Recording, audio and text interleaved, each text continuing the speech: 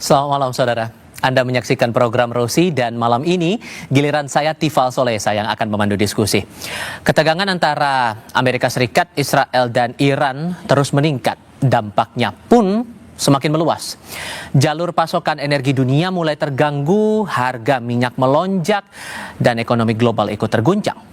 Malam ini kami mengundang salah satu warga negara Indonesia yang ikut dievakuasi dari Iran.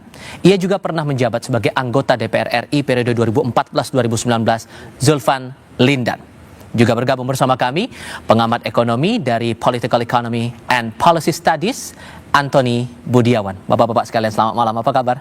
Selamat malam. Terima kasih sudah datang dalam diskusi kali ini, terutama Anda yang sekali lagi kami undang, Pak Zulfan, karena baru datang dari Indonesia bersama dengan warga negara lain, total 22 waktu itu yang bergabung dalam kloter awal keberangkatan dari Iran ke Indonesia, baru datang dari Iran. Anda dalam berbagai kesempatan sudah menjelaskan prosedurnya, proses tahap demi tahap saat pemulangan Anda bersama dengan rombongan dari Iran ke Indonesia. Tapi yang mau saya tahu juga begini. Orang awam berpikir bahwa kondisi perang itu mencekam, menegangkan, menakutkan, mengerikan, dan sejenisnya. Saat Anda mengetahui keadaan saat itu di tanggal 28 Februari saat konflik itu pecah, saya mau tahu nuansa kebatinan apa yang Anda rasakan saat itu. Kalau bagi saya bagi saya bukan persoalan perangnya. Bukan persoalan ada bom gitu ya, atau rudal. Yang mencekam buat saya adalah pembunuhan terhadap Ali Khamenei dan keluarga ya. Nah, itu membuat saya agak terganggu tuh, kebatinan, batin saya terganggu. Apalagi setelah melihat subuh hari, orang-orang turun ke jalan itu jutaan di Medan Engkelab, itu semacam Monasnya kita ya, itu jutaan. Ya pertama kita nggak tahu apa ini, kenapa turun ke jalan, karena kan masih subuh, tidak diberitakan meninggalnya, terbunuhnya Sayyid Ali Khamenei kan. Baru kira-kira 1 jam di depan TV itu ada tulisan innalillahi wa inna ilaihi rajiun, ya, telah syahid Ali Khamenei. Dan Anda di situ menangkap, oh ini kayaknya bakal besar nih. Ya, jadi ini udah nggak main-main. Kan saya pergi ke masjid, sholat subuh, di situ udah kumpul juga ratusan ribu orang. Pokoknya berteriak, mampus Amerika, mampus Israel, dengan bahasa Iran itu kan mahabrar Amerika, mahabrar Israel kan gitu. Berarti ini walaupun slogan seperti itu setiap hari, mulai anak kecil sampai orang tua udah setiap hari, tapi ini sangat mencekam. Ya, jadi kita berpikir ini udah serius. Kemudian muncul 3 ulama mengeluarkan fatwa, ya, bahwa kita akan meneruskan perang ini tanpa henti. Mereka yang memulai, tapi kendali berhentinya dari kita. Bukan mereka katanya. Jadi mereka salah.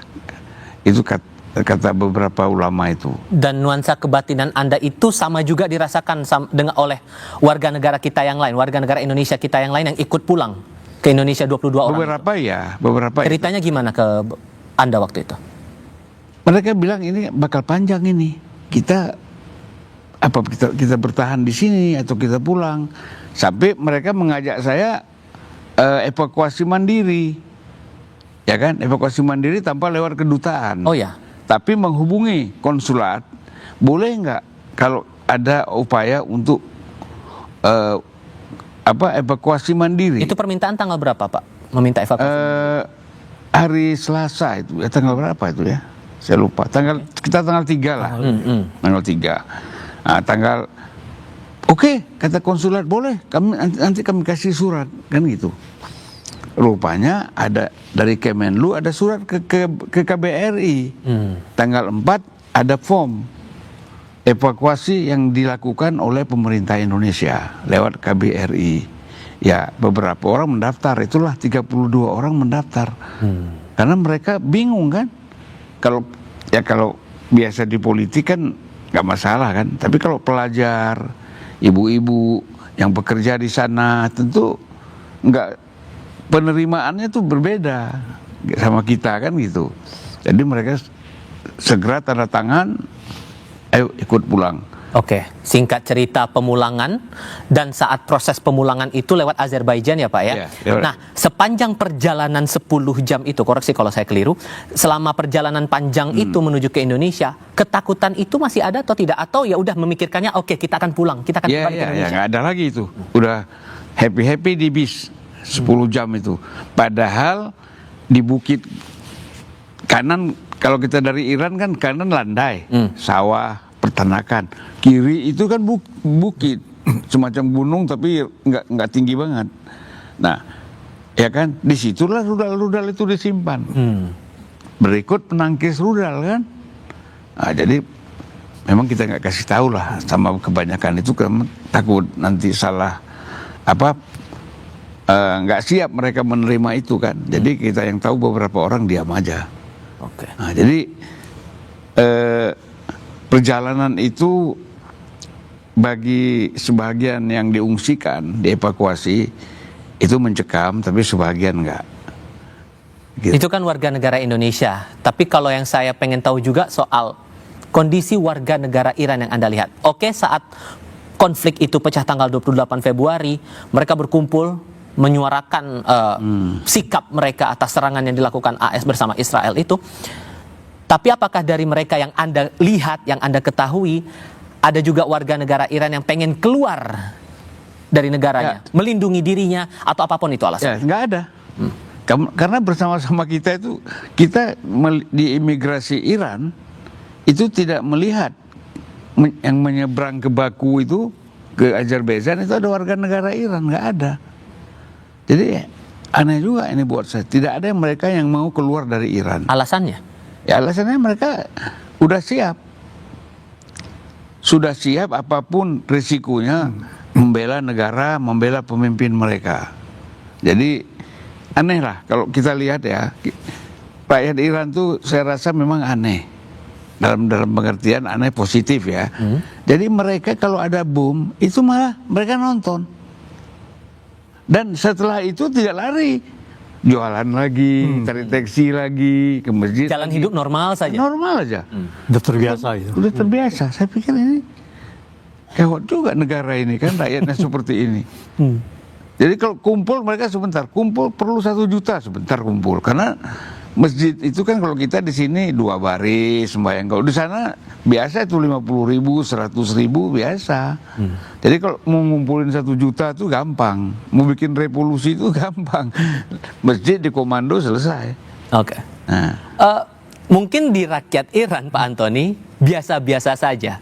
Tapi yang bikin dakdikduk adalah warga global, warga dunia, tak terkecuali kita di Indonesia. Dampak dari konflik yang sudah pecah lebih dari 1 minggu ini, bahkan mau masuk ke minggu kedua. Anda pribadi, oke, secara umum kita paham apapun eskalasi global itu akan berpengaruh pada ekonomi di negara manapun termasuk kita. Tapi Anda terbayang nggak bahwa kondisinya akan sedemikian tinggi eskalasinya dan efeknya bakal sebesar ini, sedalam ini? Iya, sebelum mendengar ini, Mas Julvan mengatakan bahwa mereka, rakyat Iran atau pemerintahan Iran itu sudah siap untuk perang jangka panjang. Dengan segala risikonya itu? Dengan segala risiko. Itu waktu saya membagi dampak perang Iran ini kepada 3 kategori. Pertama adalah dampak terbatas, konflik terbatas. Konflik terbatas itu saya perkirakan 1-3 bulan. Ya, lalu kemudian ada medium 3-6 bulan, dan kemudian konflik berkepanjangan, yaitu lebih dari 6 bulan. Nah, kalau ini lebih dari 6 bulan, 1-3 bulan saja, kita punya dampak terhadap kita punya ekonomi ini sudah sangat besar sekali, khususnya terhadap fiskal. Karena kita punya fiskal ini sangat rentan sekali. Pertama, bahwa defisit saat ini dirancang 2,68%, sudah mendekati 3%. Artinya apa? Artinya ruang fiskal itu sudah tidak ada lagi, sudah sangat sempit sekali gitu. Dan risiko dari fiskal itu tanpa perang pun akan melewati 3%. Ya contohnya adalah kalau seandainya penerimaan negara tidak terrealisasi. Kemungkinan tidak terrealisasi sangat besar karena penerimaan Januari dan Februari itu baru 11,4% dari total. Nah, berarti diperkirakan dengan rasio yang historical itu kurang lebih mungkin 90% yang kita bisa tercapai. 90% shortfall jadi 10%. Nah, dengan shortfall 10% itu artinya defisit kita bertambah 0,5% tanpa ada pengurangan belanja. Itu dalam kondisi tidak ada perang. Dalam kondisi tidak ada perang. Kalau ada perang seperti sekarang? Kalau ada perang seperti sekarang, maka harga BBM di dalam negeri itu akan naik. Harga energi akan naik. Dan sekarang sudah naik. Kalau internasional sekarang sudah mendekati lagi $100 per barel. Nah, berarti itu akan menambah, tadi sudah 3,18%, perhitungan saya, belum kalau PDB juga tidak tercapai, itu bisa 3,5%, dan kalau perang ini dampaknya, itu bisa bertambah lagi sekitar 0,4%, dampak dari subsidi. Jadi ini bisa mendekati 4% kita punya defisit. Nah, bagaimana mengatasi itu gitu? Kalau dengan perang, minimal itu kenaikan subsidi itu 0,4% kalau saya lihat. Sehingga masalah mitigasinya sekarang yang jadi PR. Karena dari beberapa negara sudah memberikan reaksi, bahkan mengeluarkan kebijakan atas efek dari perang ini terhadap perekonomian mereka. Masalah energi, stok cadangan minyak mereka dan semacamnya. Saya ambil contoh di Filipina saja, bahkan sesederhana mengurusi waktu bekerja dari kantor pun diatur untuk menekan penggunaan minyak itu tadi yang pasti akan berpengaruh pada stok. Kemudian Singapura, Uni Eropa juga sudah mengeluarkan sikap dengan harapan ini bisa di stop. Apalagi Uni Eropa kebutuhan untuk impor bahan bakar minyak yang lebih tinggi, dengan posisi mereka yang terdampak perang ini pun juga akan ngaruh ke warganya.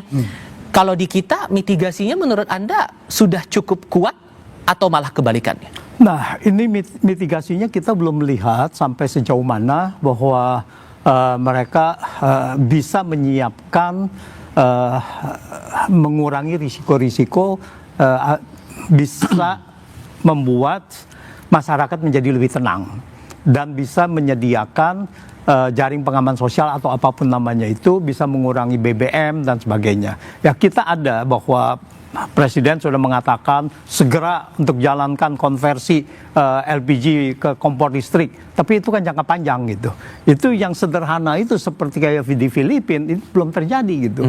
Bahkan kalau kita bicara mendengar dari Menteri Keuangan bahwa kita ini masih aman dan dijamin bahwa sampai dengan Lebaran ini tidak akan ada kenaikan harga gitu. Tentu saja terkait BBM yang bersubsidi gitu. Kalau BBM non subsidi ya memang sudah naik gitu. Tapi masalahnya bukan hanya 1 bulan ini, masalahnya sampai berapa lama ditahan. Kalau yang tadi sebulan pun berapa menaikkan itu harga itu. Nah, menurut saya pertama adalah bagaimana mitigasi risiko terhadap kita punya APBN. Dan kedua adalah bagaimana pengurangan untuk pengiritan penggunaan dari BBM itu sendiri gitu. Nah, sehingga kalau yang mau kita gali lagi lebih dalam nanti, perang AS Israel versus Iran yang masih intens, eskalasi masih tinggi sampai dengan detik ini, memicu ketidakpastian global yang makin tak terbendung. Sebetulnya posisi Indonesia ini yang disebut oleh Pak Presiden Prabowo harus siap dengan segala ketidakpastian itu. Sudah betul-betul siap? Sudahkah kita betul-betul kuat menghadapi ketidakpastian global ini? Kita bahas sebentar lagi.